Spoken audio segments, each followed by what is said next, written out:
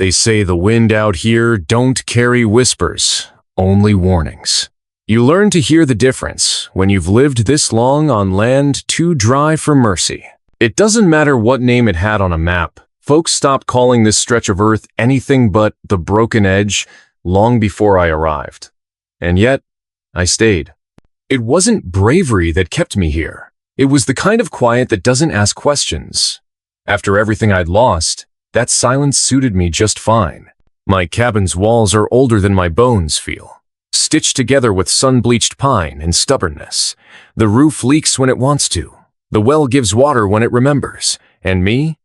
I watch the ridges and measure the wind, same as any fool who doesn't want to be caught unready. I hadn't seen another soul in close to 7 weeks before the boy appeared.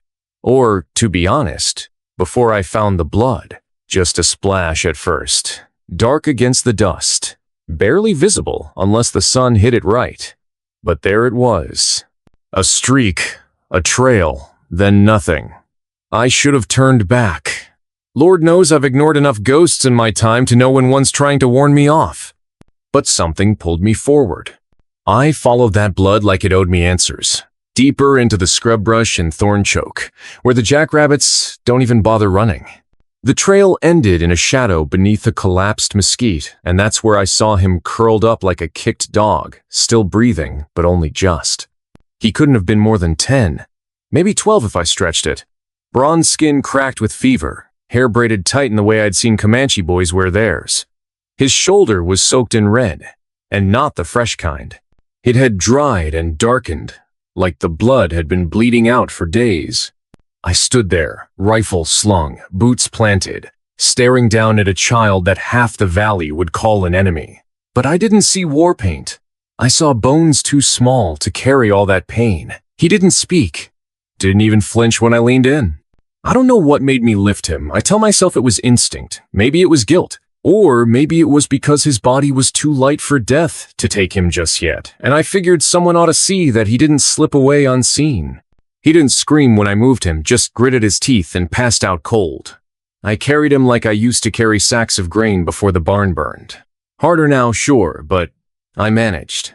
Inside, I laid him on what used to be my husband's cot. Jacob died 3 winters back, rattler in the boot shed. Just like that one bite, 3 hours, and I was alone. Haven't used his bed since. But something told me this boy had more fight left in him than Jacob ever did, and he was going to need it. I boiled water, tore linen strips, found what little whiskey I had and poured it over the wound. He didn't move, just twitched when the liquor hit raw flesh. I patched him the best I could, cleaned out the rot, stitched what needed stitching. All while the fire burned low and the wind tickled the boards like fingernails. I didn't know his name. I didn't need to. That first night, I didn't sleep. I sat in the rocker with my shotgun across my lap, watching the dark like it owed me something. And somewhere before dawn, I realized this wasn't just a wounded boy. This was a match dropped in dry grass. And I was the fool who picked it up. I didn't sleep that night. The boy's fever came and went in waves. And each time his breath stuttered in his chest, I thought he might go. I sat by his side through the dark, wringing out the same cloth over and over again, wiping his brow, whispering things I wasn't sure he could hear. There's a silence that settles in a place when death waits nearby. It's not loud. It's not sudden. It's more like a thickening of the air, a weight behind the walls. He didn't die. By dawn, the sweat on his skin wasn't from fever, but from heat. His eyes opened more steadily. He drank water. Said nothing, but he drank. It was enough. I'd gone out that morning to fetch more firewood, mostly dry mesquite I kept under a lean-to at the far end of the barn. When I rounded the corner, I stopped cold. There were boot prints in the dirt. Not mine. Not his.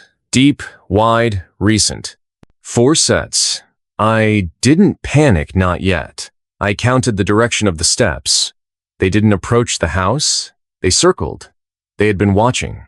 I hauled the wood in faster than I ever had, keeping one hand near the revolver tucked into the waistband of my apron. Inside, the boy was sitting up. I didn't say a word to him, not yet. I just started boiling water and grinding bark for tea. You don't talk fear into a room unless you have to. You keep the floorboards strong, the walls solid, and the shadows small. By mid-morning, he could stand briefly, but it left him winded. I showed him how to hold the door shut from the inside. I didn't teach him how to shoot, not yet, but I showed him where the rifles were, not as a threat, as a promise. If things went bad, he'd at least get to see it coming. There's a rhythm to danger out here. It comes like weather. First you feel it in your bones, then the wind shifts, and finally the riders appear. That afternoon, I felt the first shift. The wind dropped to nothing. Even the dust stopped moving. The chickens, what was left of them, huddled in their coop without pecking. Something was coming.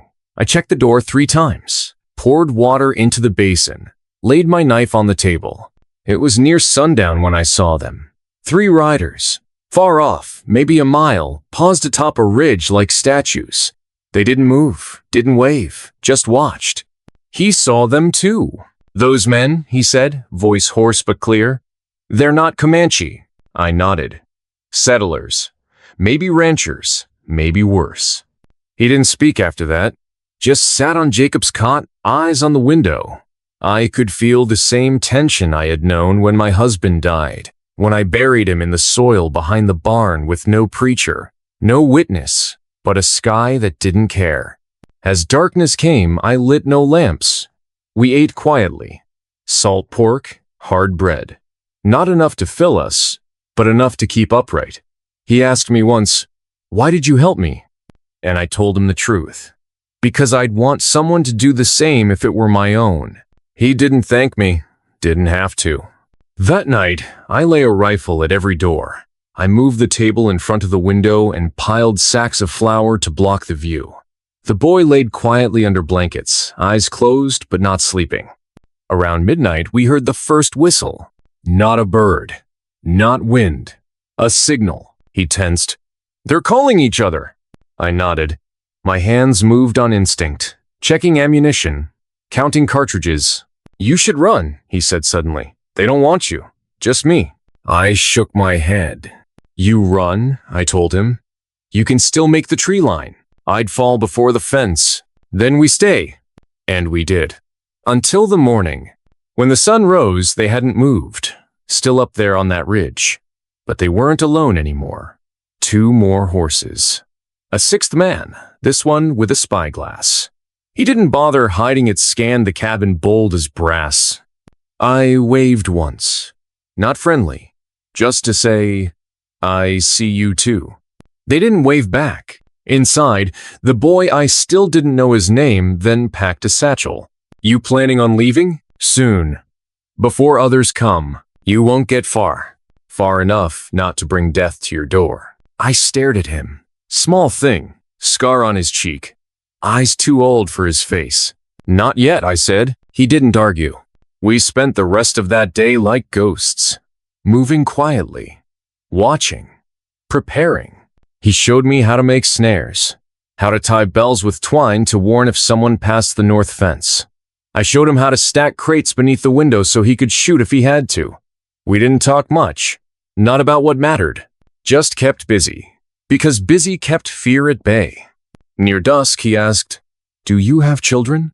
I stopped what I was doing. Had 2 boys, both born too early, buried behind the coop. He said nothing. Just looked down. Then softly, "I had a brother. Fever took him." I nodded. "We all lose someone," I said. "That's what makes us dangerous." That night, the wind came back. With it came voices low, muffled, just outside the barn, maybe a dozen yards. I held the boy back and pressed my ear to the wall. "You sure he's in there?" "Seen the tracks. Blood trail ends at the fence. Wait for sunrise." They were planning something. I slipped outside before dawn, crawled along the trench Jacob had dug for irrigation years ago.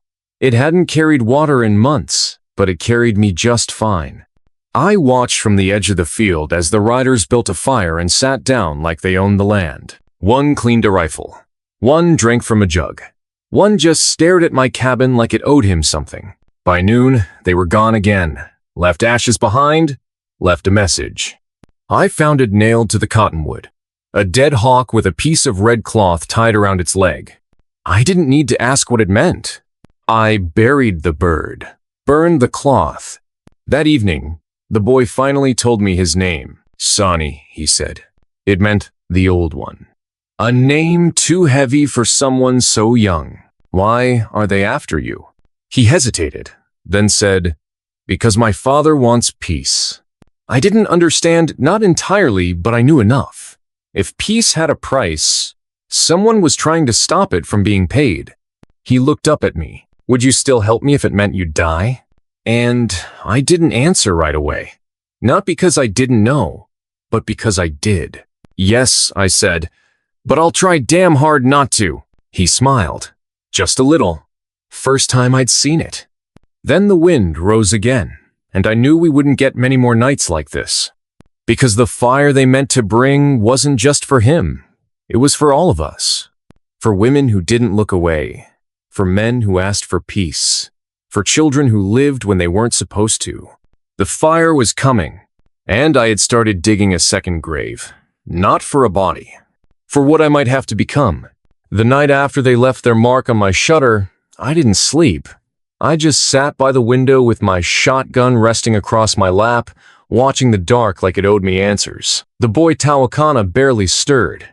Fever still clung to him, making his breath shallow and strange, but he didn't cry out. Not once. That kind of quiet suffering sticks to a place. Makes the walls feel smaller, like the air don't move right anymore. When dawn finally cracked open over the ridge, it brought no warmth, just a pale light and a silence thick enough to chew through. I stepped outside, boots crunching the dirt, and scanned the horizon. There were no riders, but the feeling hadn't lifted. That weight pressing on my shoulders, whispering that something had shifted in the land. I fed the chickens what was left of them. A fox had taken 1-2 nights back. Can't blame it. Everything out here was starving, and hunger has a way of making even the kind-hearted desperate. I was just finishing up when I heard it again, not hoofbeats this time, but rustling, not wind, not an animal, something else. I moved quick, back to the cabin, heart beating in my ears like war drums. Tawakana was sitting up now, propped against the wall, his face pale but alert. They're close, he said. I heard them too. I nodded, closing and barring the door behind me. Could be riders. Could be scouts. Not yours, he said. Not settlers. Comanche don't move like that. That made my stomach twist. There were splinters of his people that didn't want peace. The kind who saw mercy as weakness. And if they knew he was here alive, healing they might see it as a threat. Or worse, a betrayal. You think they'll come tonight? I asked. He shook his head. They watch first, always watch. So we waited. I made tea from dried mint and pine. It wasn't much, but it cleared the fog from the corners of my mind. I gave him a bit, and he sipped it slow, like each drop mattered. That's how you knew someone came from hard places. They treated small comforts like gold. Around midday, I spotted them. 2 figures at the tree line, barely visible, not moving, just standing, watching. I didn't raise my gun. Not yet. Raising a gun means you're ready to shoot, and I wasn't sure if I was not unless I had to. Tawakana followed my gaze. Yamparika, he muttered. I knew the name. Another Comanche band. Fierce. War-minded. Less interested in treaties, more interested in retribution. I didn't ask how he knew. I saw it in his eyes. Recognition. Fear. Maybe even guilt. They know I'm here, he said after a long silence. They'll tell others. And your father? He looked away. If he hears first, he'll come. But they won't wait. I didn't ask what would happen if they got here before his father did. I already knew. That night, we lit no lamp. Just let the fire burn down to a glow. I sat by the window again, eyes peeled for movement. Tawakana slept restlessly, murmuring words I didn't understand. Names, maybe. Or prayers. At some point near dawn, I heard them again, those same soft movements in the brush. This time closer. I gripped the shotgun, but didn't rise. I just watched the door. They didn't knock. Didn't speak. Just a long shadow passed across the window. And then silence. It was a warning. Next time, they wouldn't just watch. By morning, Tawakana was up and moving. Slow, favoring his left side, but upright. He stood by the hearth, sharpening the bone knife he kept under his cot. His hands were steady, movements practiced. He didn't speak until the sun was fully over the ridge. "We need to leave soon," he said. "Or fight." "Leaving isn't simple," I replied. "There's nowhere they won't see us coming." He nodded like he expected that. "Then we fight." "You're still bleeding inside," I said. "You swing that knife and fall over, it's not a fight. It's a death sentence." He didn't argue, just went back to sharpening. I spent that afternoon reinforcing the windows, laying out the last of my ammunition, and hiding extra water under the floorboards. If they meant to burn me out, they'd have to work harder than they expected. Tawakana made small traps, noisemakers mostly. Cans tied to string. Loose planks near the door. It wouldn't stop a determined attacker, but it'd buy us seconds. Sometimes, seconds were all you needed. Just before sunset, I saw movement on the far hill. Not Comanche this time. Riders. White men. 5 of them. 2 I recognized. Elias Warren, a Texas Ranger who once passed through during the last cattle census, and beside him, a man I'd hoped never to see again, Roy Packer. Roy had a reputation. Mean as a kicked dog and twice as quick to bite. He ran a ranch down near Dry Fork, but everyone knew his land came from blood and backroom dealings. If Roy was riding with Rangers now, it meant one thing: someone had put a bounty on Tawakana. Maybe not official, maybe not spoken, but real just the same. I stayed inside, watching them dismount. They didn't come to the porch, just stood outside the gate, hands resting too easily near their holsters. Warren called out first. "Evening, Miss Boone, mind if we talk?" His voice was easy. Too easy. "I'm listening," I said through the shutter. "We're tracking a boy, wounded, might be Comanche. Heard he passed near your land." I didn't answer. Roy spoke next, louder. "We ain't here to ask for tea." "Just the truth. You seen any redskins near your place lately?" Mayef clenched. "No," I said.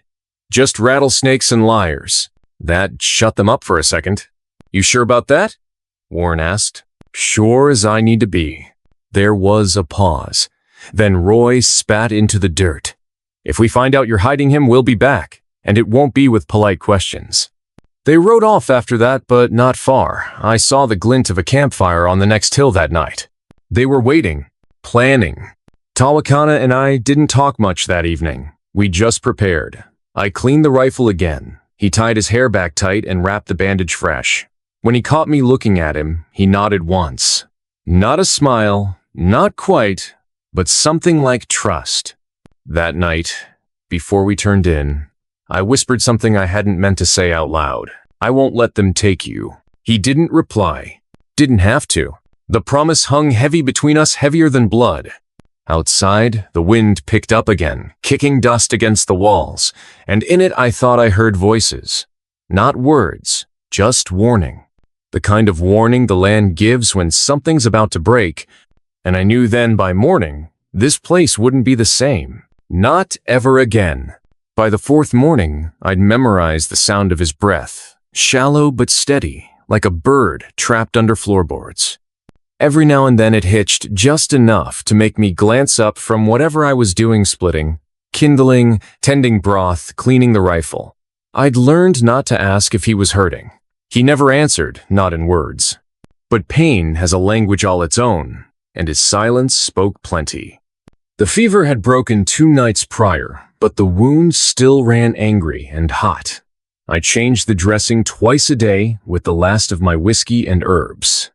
What I had left now wouldn't outlast the week, and neither would we if another knock came to that door.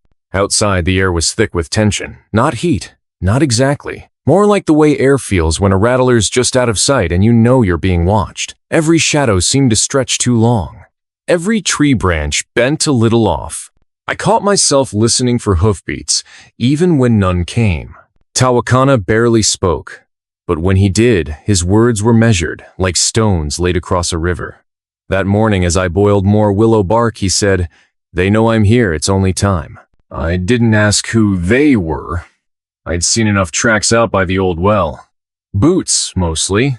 One pair light enough to be a boy's, or maybe someone trying to make it look that way. And another Setiper, heavy likely Harlan's or someone riding for him. There were others too. Less clear, less human. Barefoot. Toes dug deep like claws. I stopped trying to understand what didn't make sense. I just kept my rifle close. Midday, the wind shifted. It carried something strange. Not just dust, but the smell of scorched leather and pine saponatural out here. Talakana sat up straighter, nostrils flaring. "Smoke?" he muttered. I ran outside and scanned the horizon. Nothing at first. Then, near the southern ridge, a thin gray column rising like a prayer no one meant to send. I cursed under my breath. It was a message. Someone was burning signal fires, and I doubted it was to roast meat. Back inside, I dragged the old trunk from under Jacob's bed. It still smelled like sweat and beeswax and things I'd tried to forget. I pulled out 2 canteens, a box of shells, a buckskin pouch of dried beans, and something I hadn't touched since the funeral, a rolled map Jacob had marked with old cattle trails and Comanche crossings. I spread it out on the table. Tawakana leaned forward, eyes scanning the parchment. "Here," he said, pointing to a dry wash near Buzzard's Bluff. "Safe ground. My father passed there last moon, if I reach it." He trailed off. "If," I said quietly, "we both know the odds of you making it there on foot with a shoulder like that." He met my eyes. "Then we both die here." I didn't argue. Not because I agreed, but because I was tired of pretending there was a right way out. We weren't 2 people anymore. We were a secret wrapped in blood and silence. And secrets, like wounds, don't stay hidden long. That night, we didn't light the lamp. We sat in the dark, our backs against opposite walls. I kept the shotgun in my lap. He cradled his knife like it had spoken his name once and promised to stay. Somewhere past midnight, coyotes howled from the far ravine. 1 cry, then 2, then a Karistu much, too soon. Not wild, trained, a signal. I stood slow, every joint stiff like ice cracking on a spring river. Tawakana was already on his feet. 4, he whispered. Maybe 5. "How do you?" He held up a hand. "Different steps. One walks heavy, one rides." I peered through the shutter. Moonlight spilled over the scrubland. Sure enough, 4 figures crept along the fence line, shadows moving like smoke. One had a lantern low to the ground. Another held something longer than a rifle, a lance maybe. I ducked back. "They're circling," he nodded. "Not Comanche, not Yamparika either." I hesitated. "You think they'll kill me if they find you here?" His silence was answer enough. I took a breath and made a choice I hadn't thought I would. I grabbed Jacob's satchel and shoved the map inside. Next came the canteens, beans, one of the 2 knives. I handed it to him. "You're leaving tonight?" I said. "No," he said firmly. "You won't last alone." "I've been alone," I said, "since before you came bleeding through my life." He reached for the window, touched the wood like it was a wound he might still close. "I go, they follow." "You go?" I said, pressing the satchel into his chest. "And they have a trail to chase. If they stay, we both die." He didn't move for a long time. Then finally he nodded. "I take the old ravine. Cross Buzzard's Bluff before light. I'll leave marks," I added. "If you make it, send one back." His face softened. Just a flicker. "What mark?" "Jacob used to say if you want someone to know you're alive, leave something only they'd recognize." Tawakana stepped forward, placed a flat hand to my shoulder.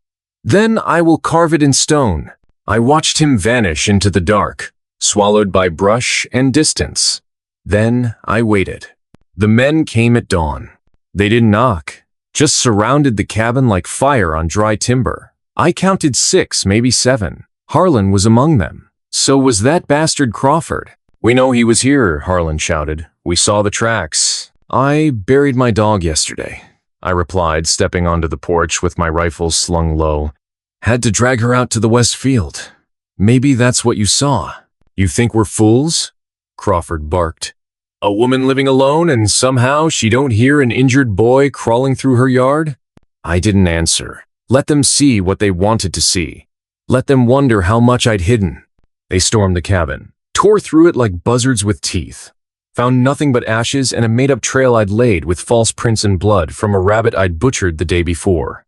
Crawford picked up the satchel, but it was empty now. The map, the beans, the knife they were with the boy. When they left, they didn't say goodbye, just spat in the dust and rode north. I stood on the porch long after they vanished. My chest ached, not from fear, but from the emptiness they left behind. 2 days passed, then 3. On the 4th morning, I found it. At the edge of the bluff, near the Wella stack of 3 flat stones, carved into the top one was a single mark. A hawk's wing over a river. Jacob's mark. Only he and I ever used it. But now it belonged to someone else. The nights had turned colder by the time the first real test came. I'd just finished reinforcing the cellar door when I heard the sound. A soft scrape at first, like branches brushing wood, but there were no trees that close to the cabin. I froze, breath caught in my chest, hands still dusty from the hinge oil, my ears strained. Then it came again, closer now. Deliberate. Heavy. The unmistakable crunch of boots pressing down dry earth. They were here. I didn't rush to the window. I'd learned by now that panic made noise, and noise got you killed. Instead, I moved low, slow, like the badger I once watched crawl across the prairie, every inch of its body taut with purpose. Through the cracks in the shutters, I saw them. 3 men. One with a long coat and a limp, another wearing what might have once been a soldier's jacket. The last was tall and gaunt, a rifle strapped lazy over his shoulder like a farmer might sling a sack of oats. But these weren't farmers, and they weren't lost. They were hunting. Inside, Tawakana had gone still. He'd been carving a strip of rawhide into cord, his blade slow and careful, but now it lay untouched in his lap. His eyes met mine. No words, none needed. We both knew. This was the moment we'd been waiting on and dreading. The men didn't knock.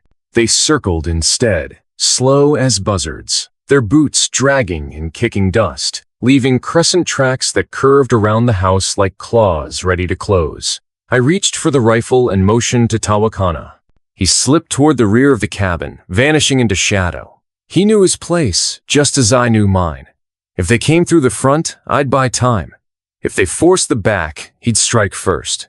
I opened the door. The man with the limp looked up, surprised I hadn't waited for him to demand it.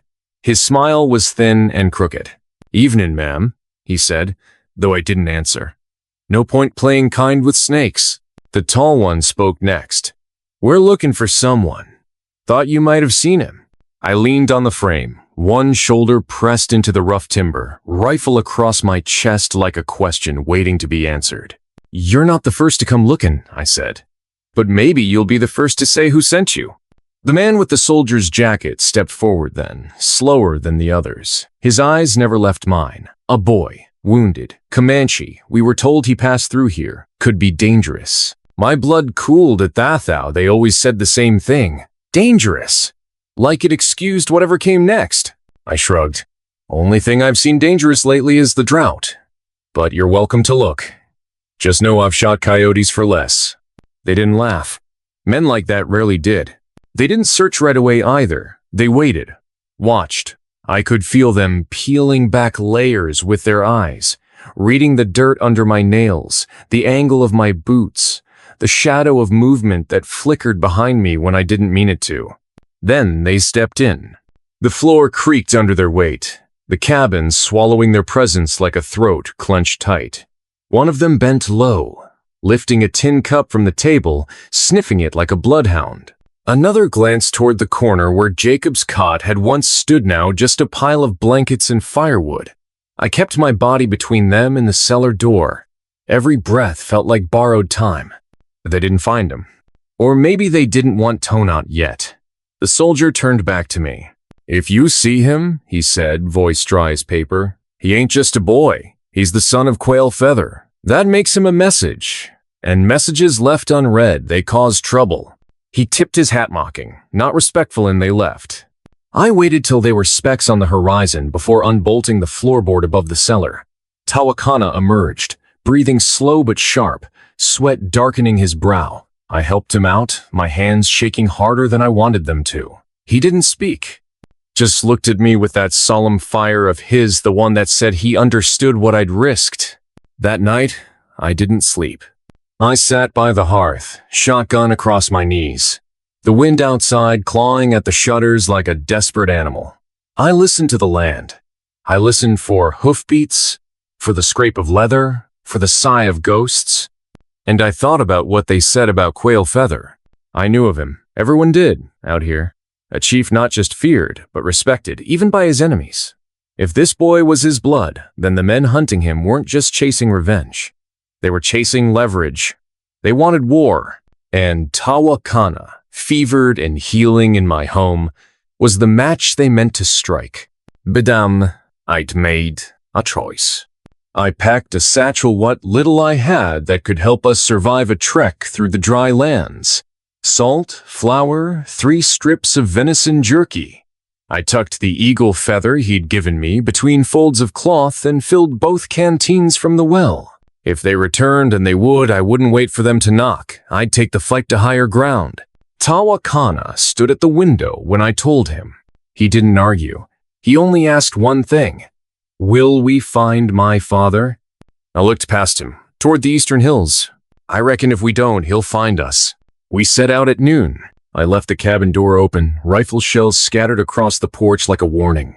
I carved a symbol into the main post, the same mark Tawakana once drew in the dirt when we first talked about peace. Let them see it.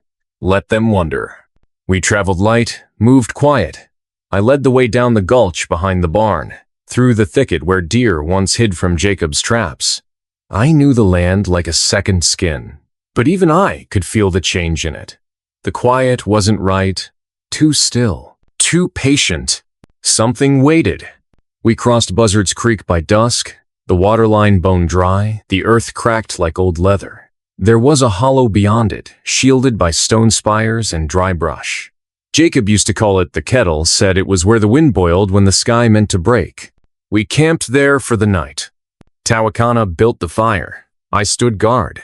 When he finally spoke, it was not in English. His voice drifted through the dark, syllables ancient and soft. I didn't understand the words, but I felt them, like a prayer, like a tether pulling him toward whatever came next.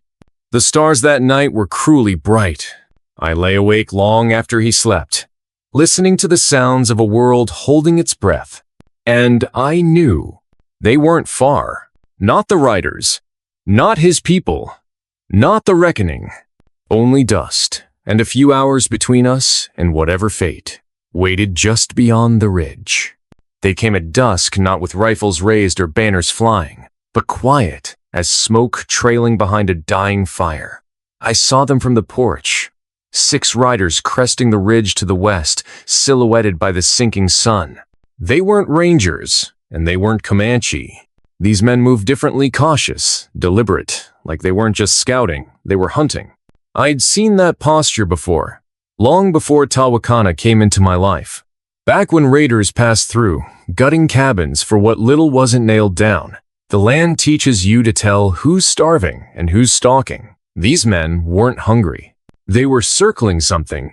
I backed into the house without a word, locking the door behind me and lighting just one lantern. Tawakana was by the window, watching through the narrow slat between the boards. His face was stone, but the tightness in his jaw gave him away. "They're not yours," I said, though I already knew.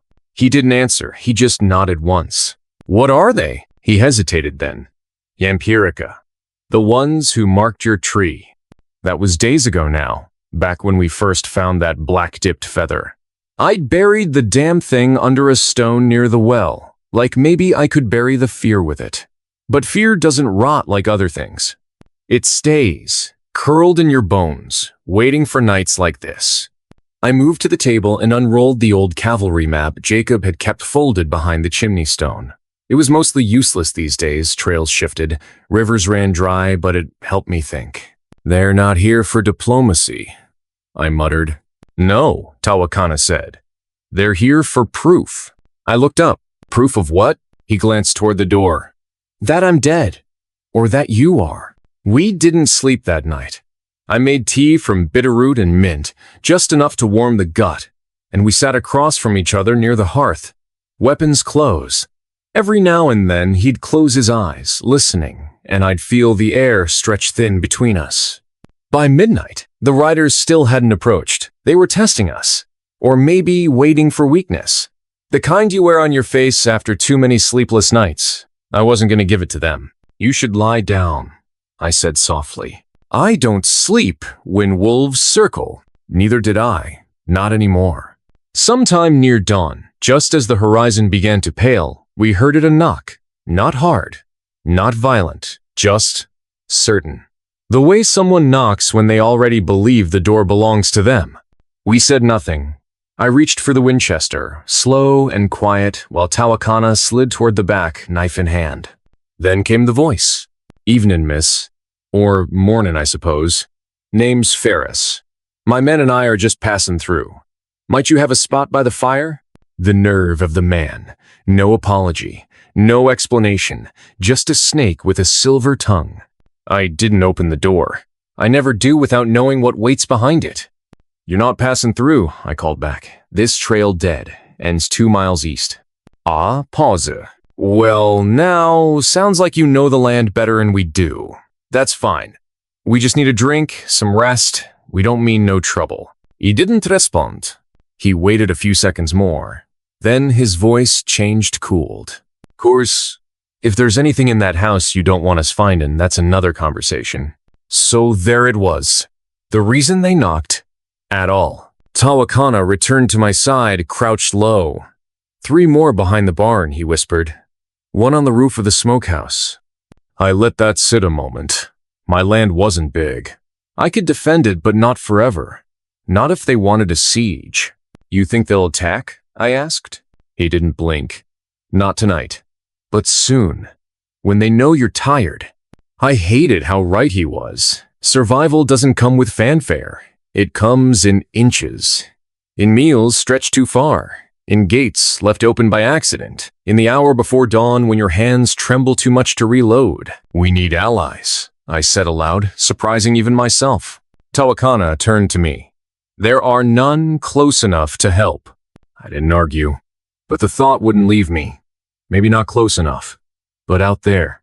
I reached into the cabinet above the hearth, pulling free the old signal torch Jacob used for cattle drives, a simple bundle of resin-wrapped branches soaked in pitch. When lit, the smoke could be seen for miles. Tawakana watched me. You think they'll answer? I think someone might. He nodded once, slow. Then let's build too. That day, we didn't hide. We wanted them to know we weren't afraid, or at least make them wonder. I moved openly between the house and barn, carrying water, hammering shut the side gate, reinforcing the window planks. Tawakana dragged branches up from the creek bed to use for fortification, and all the while, the riders watched from the ridge. I could feel their eyes like sun on the back of my neck. No words, no movement. Just the presence of men waiting for the weight of your fear to do their work for them. By late afternoon, I'd stacked provisions inside dried beans, jerky, hardtack. Tawakana had built a small fire pit just outside the barn, surrounded by a half-circle of rocks. We planted the signal torches there, and at sundown, we lit them. The black smoke rose slow, twisting against the amber sky. It was a gamble, maybe a foolish one. But the prairie has long memory, and some debts don't vanish just because dust covers them. As the sun bled down below the ridge, I stood on the porch, shotgun across my arms, eyes on the smoke, and I whispered a single word, "Come." By moonrise, something stirred. First it was the sound, faint, rhythmic, not hoofbeats, but drum. Then movement, 3 riders from the northeast, not Yampirika, not settlers. Apache, judging by their adornments and the feathered war fans tied to their belts. They didn't approach at once. Circled wide, watched, tested our posture. Tawakana went to meet them, stepping into the moonlight unarmed. I held my breath as the oldest among them dismounted, walking slow toward him. They spoke briefly in a tongue I didn't know, but I saw the tension break. A hand on the shoulder, a nod. When Tawakana turned back toward me, he was smiling. Just a little. They've come before, he said. They know this place, and they'll help. They will stand. If not for me, for what this cabin means. I didn't understand. Not then. But I would.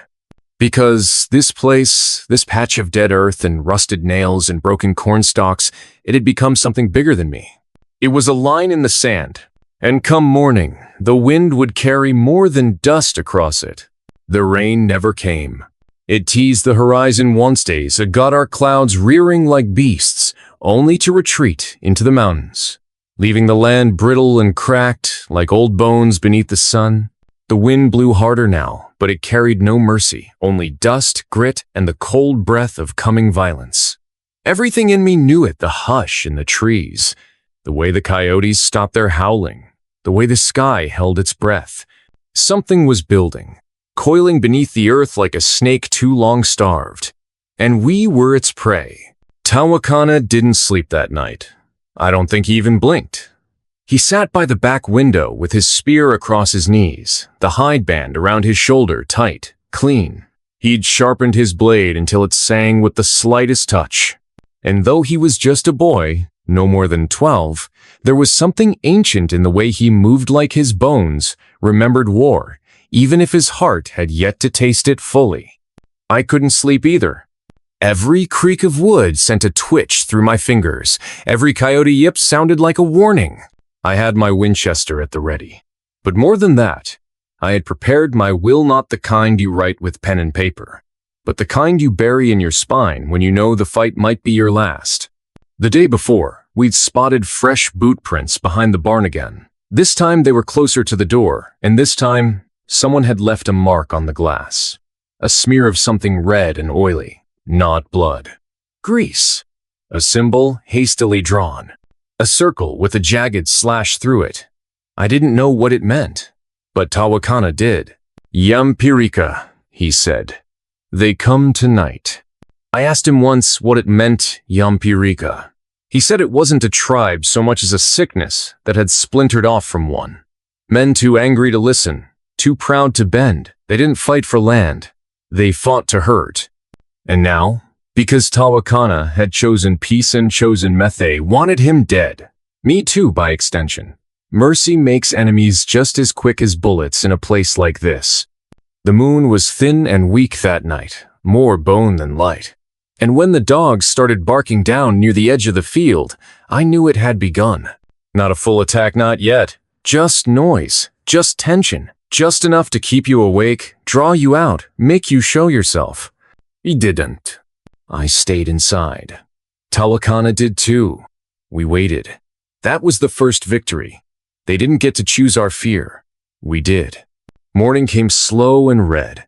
I stood at the porch, rifle in hand, eyes burning from a sleepless night. The horizon shimmered with heat, but held no movement. No riders, no footprints. Just silence. But we both knew better than to trust that. I'm going to the bluff, Tawakana said suddenly. I turned, startled. Why? Smoke, he said. I saw it earlier. A trail. They send messages that way. You're not strong enough. I'll be faster alone. He was right, though it split something inside me to admit it. I didn't want him out of sight, not even for a second. But he wasn't mine to keep, and he had survived this long for a reason. I watched him disappear into the scrub brush. Nothing but shadow and motion, and prayed, though I didn't know who was listening, that he'd return before nightfall. While he was gone, I got to work. I reinforced the back windows with what little I had an old bed frame, a broken table leg, the scrap iron hinges Jacob had once salvaged from a wagon. I dug a trench around the outhouse and planted broken glass inside, buried under the dust. Not much, but enough to warn. Maybe enough to hurt. Hours passed. Still no sign of him. The sun sat directly overhead, scorching the roof, boiling the well water in its bucket. I drank little, ate even less. Fear has a way of stealing appetite. And then, at last, near Duskies saw him. He limped down the far side of the ridge, not wounded, just tired. But in his hand, he held something, a cloth bundle. When he got close enough, he handed it to me without a word. Inside were two things: a feather, black and red, and a stone marked with a spiral. I looked at him. "Proof," he said. "They're here. And they're not waiting anymore." I swallowed hard. "How many?" "7. Maybe more in the trees. They watch now. Tonight they move." "Do we run?" He shook his head. "We make them bleed first." I should have argued. I should have told him we couldn't win. Not outnumbered, not outgunned, not here in this dying patch of prairie no one would remember. But I didn't. Because he wasn't afraid, not the way a boy should be. And I wasn't ready to die, not for the reasons they'd expect. I wasn't fighting for some lost cause or to save a name. I was fighting because this land had already taken too much, and I refused to let it take him too. That night we set traps. We moved the table in front of the door. We loaded every shell I had. Tawakana dug a shallow pit by the chicken coop and filled it with sharpened stakes. It wouldn't stop a charge, but it would slow one, and that might be all we needed. I cooked a last meal, salt pork and bean sand. We ate it in silence. Not because there was nothing to say, but because we both knew words couldn't soften what was coming. When the moon rose again, clearer now, I felt it. The shift. The breath before the strike. They came just past midnight. The first sound was the snap of a twig, deliberate. Then the rustle of branches. Then nothing. Then the window shattered. I didn't wait. I fired once, wide, not to hit, but to warn.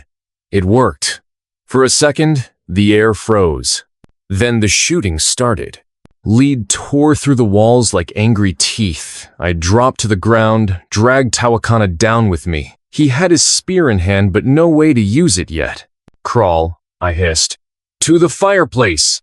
We slid across the dirt floor like worms in the dark. I felt a bullet slam into the pantry behind a U.S. flour, burst into the air like smoke. They were trying to flush us out, not charge. Just fire, keep us pinned. That was their mistake. Because while they fired, Tawakana slipped out the back hatch, the one I'd shown him 2 days ago, the one beneath the floorboards where Jacob used to store grain. I stayed, made noise, fired twice more. Then silence. Not from me, from them. Too quiet. I waited, counted. And then a scream. Not mine. One of theirs. Then another. Tawakana had struck. I moved to the window. Saw the edge of a body collapsed by the chicken coop. Then chaos. They charged the front, 3 of them, yelling, trying to overwhelm. I fired. One dropped. One staggered. The last leapt the porch and slammed into the door, but I had braced it with everything we owned. And it held. For a moment. Then he was in. A man in his 30s, face painted with soot, eyes wild. He raised a knife. I raised my rifle, but too slow. And then Tawakana was behind him, silent as a breath, spear through the ribs. The man fell forward, gasping. And then silence returned. Real silence. Only 2 of them got away. They didn't fire as they fled.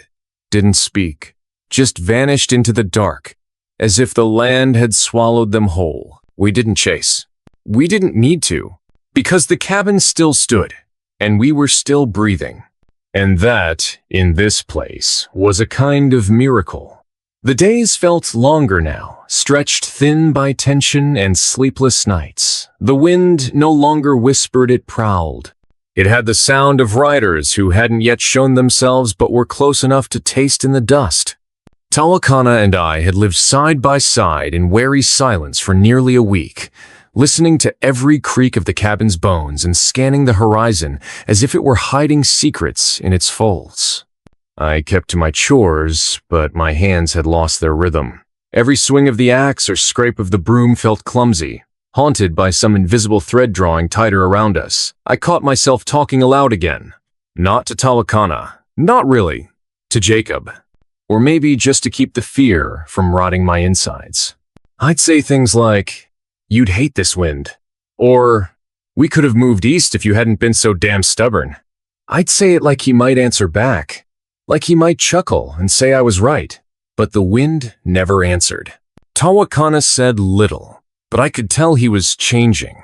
His eyes had that distant look, not fear exactly, purpose. He spent hours watching the ridgeline to the north where the scouts had last been spotted.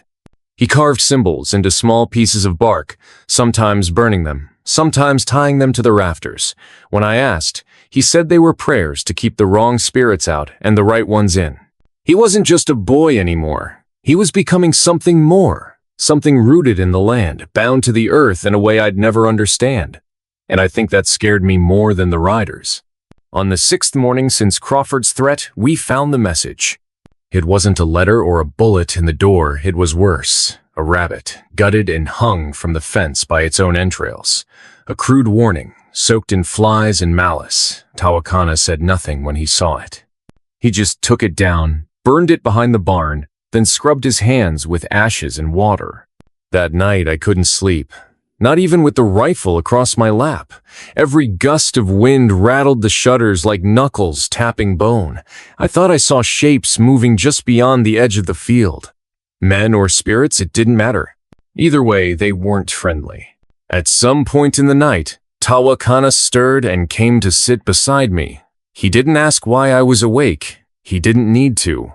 They want fear, he said finally, voice low and calm. They've got it, I muttered. I've been shaking since sundown. He shook his head. Not fear like this. Fear that makes us run, hide, turn on each other. If we give them that, we already lose. I looked at him then, really looked, and saw someone far older than the years written on his face. He wasn't just trying to survive anymore. He was trying to protect something bigger than himself, than me, than this cabin. I'm not running, I said. He nodded. Then we need allies. We made a plan the next morning. He would go just for a night, maybe 2, to find his father's band. He believed they were camped near the south fork of the Brazos, hiding out until the right signs came. Tawakana knew the hills better than any settler ever could. I didn't like it, the thought of him out there, bleeding under that thin bandage, half-starved and alone. But we couldn't wait for Crawford to decide our fate. Before he left, he carved a symbol into the inside of the doorframe, a bird's claw over a crescent. He told me it meant returning a promise that he'd come back. I'll watch the ridge, I said, as he mounted up. He looked down at me and gave a quiet nod. Watch the sky too. Smoke means signal. 1 line means come. 2 means stay. 3 means fight. And 4? I asked. His face darkened.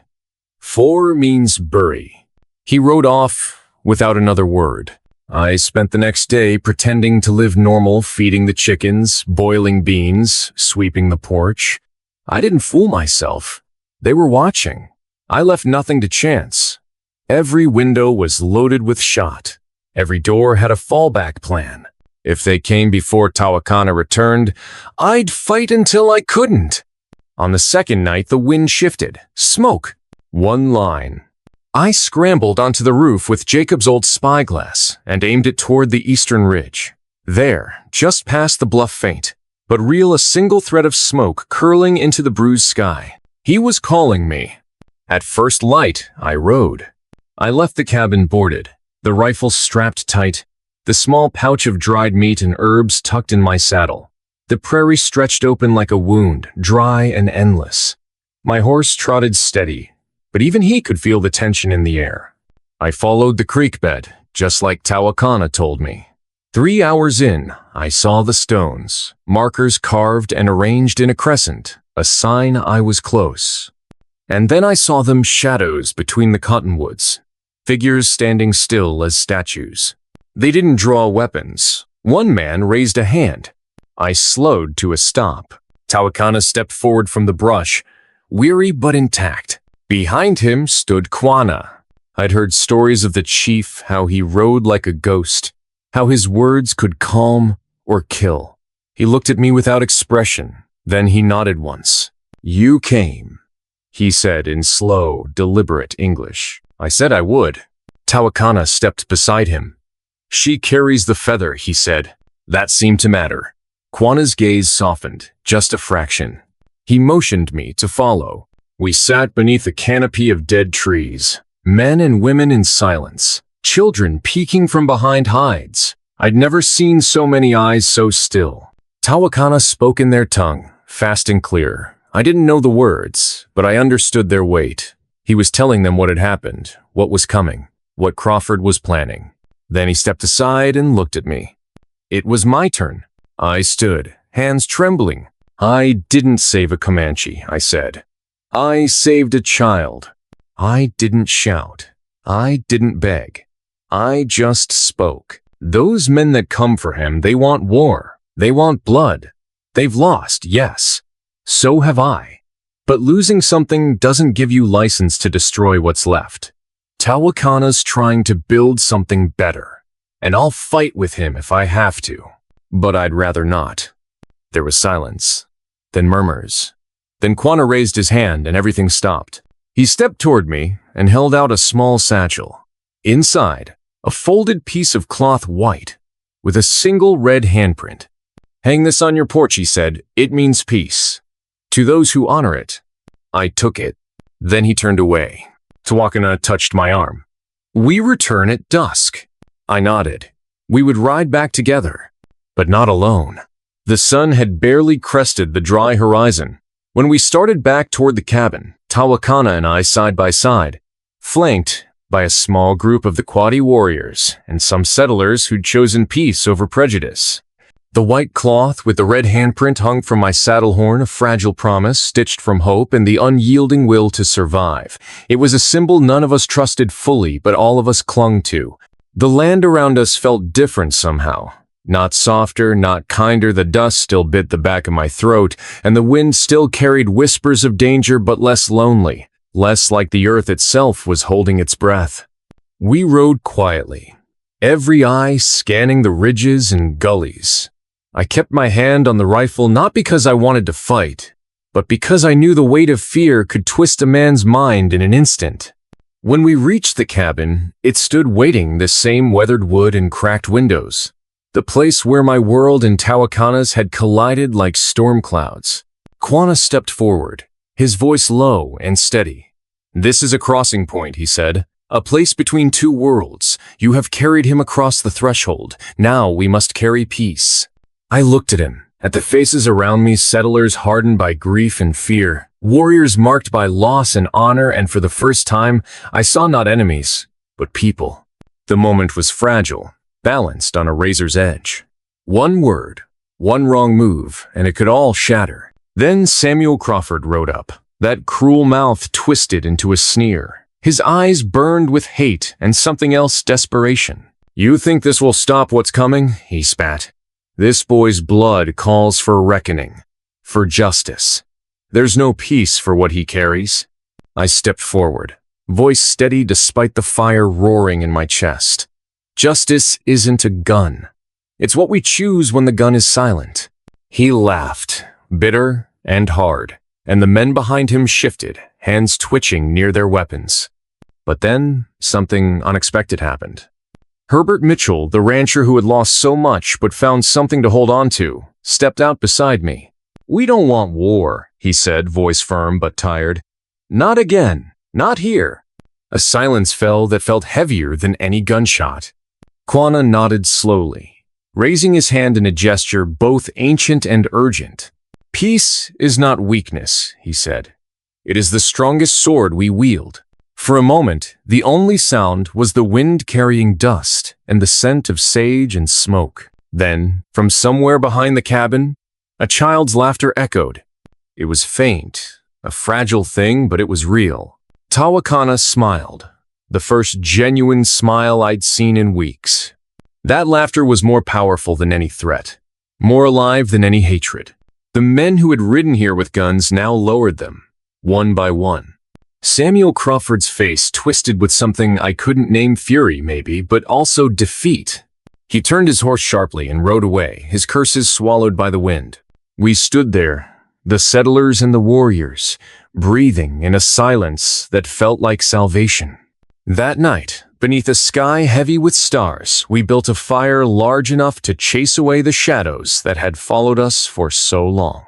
Around it, stories were told of loss and love, of hope and hate, of a boy who carried the weight of two worlds. Tawakana sat beside me, his eyes bright with a future we'd fought to keep alive.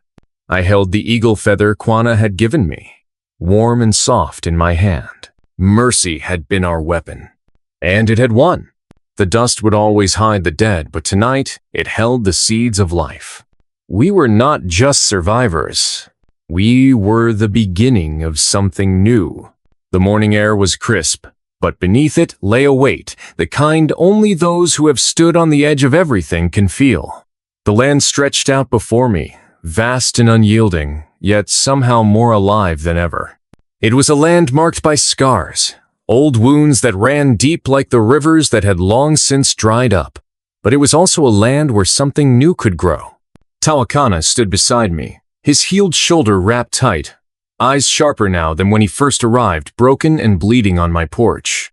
We were no longer just two souls caught in the storm of a divided world. We had become something stronger, a bridge forged in pain and perseverance. The peace we'd carved out was fragile.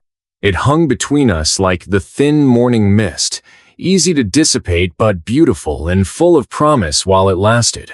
The settlers and the Comanche scouts who had gathered that day sat around the fire, their faces etched with stories I could never fully know but could finally respect. I saw the weight they carried, the loss, the fear, the stubborn hope.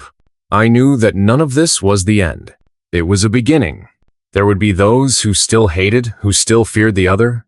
There would be more hardships, more losses. But what we had found in that small cabin, what I had found in protecting a wounded boy, was proof that mercy could carve a path through the hardest earth, that courage could bloom in the driest dust. Tawakana turned to me, his voice quiet but fierce. You gave me life when I had none. Now we give it back to the land, to the people who will come after us. I nodded, my heart swelling with something fierce and fragile all at once. We were no longer just fighting to survive. We were fighting to live.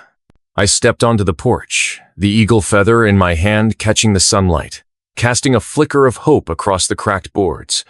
Behind me, the children of both worlds played together, laughing, running, dreaming. This land, so long broken by fear and blood, held new stories now. Stories of peace forged in fire and kindness. Stories of a woman who chose mercy when the world demanded hatred.